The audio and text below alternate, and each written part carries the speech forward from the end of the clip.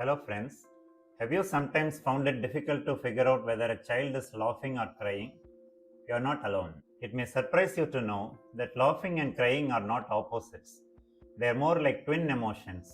In fact, they share the same brain circuits, and as you know, they both can produce tears, right? Let's find out what that really means and why understanding it can help you handle negative emotions better. Just think of the last comedy you watched. Maybe someone slept, maybe someone got beaten up, and you laughed.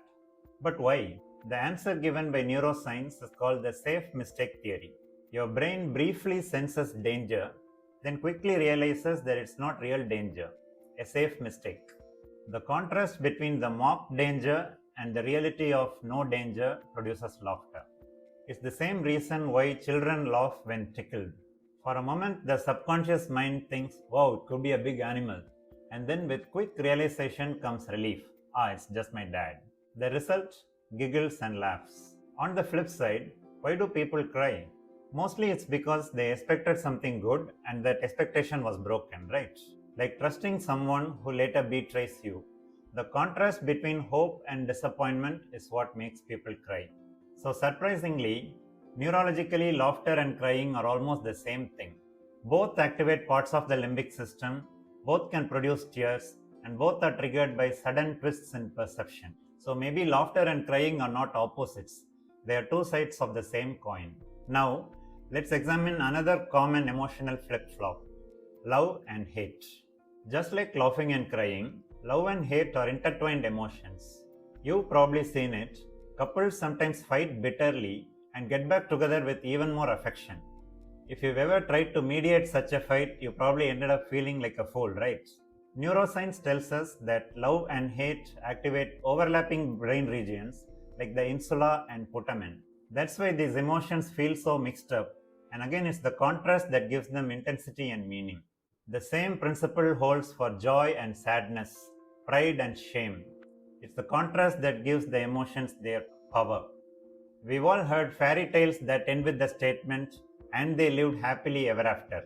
Now, do you think one emotion called happiness can last forever?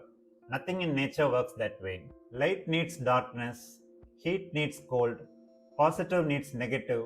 Why should the emotional world be any different?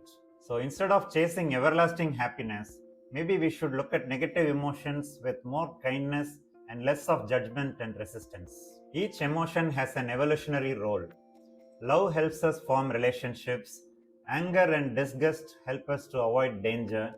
Pride and shame provide powerful motivation for our social behavior. In a healthy mind, these positive and negative emotions work in balance. It's unnatural to stay in one emotional state for a long time. That's why we are told not to let the sun go down on our anger. So, why do we often get stuck with negative emotions? And why is this emotional imbalance peculiar to humans? Try to think about this question and let me know in the comments what you think. Cultural phenomena are complex, but one major reason for our loss of emotional regulation is a crisis of attention. Today, we are drowning in information and our minds are distracted, overwhelmed, and exhausted. We don't know what to focus on and what to ignore. That's why we need to train our attention through mindfulness practice. Not to escape emotions, but to get to know them better and treat them like friends. The very act of observing our thoughts and emotions mindfully reduces their intensity and restores balance. Attention is like sunlight, and sunlight is the best disinfectant. This ability to observe our thoughts and emotions is called metacognition, and it's the highest level of thinking in the evolutionary ladder.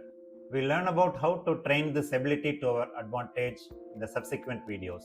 If you found this video insightful, give it a like, share it with your friends who may be interested, and don't forget to subscribe and hit the bell icon.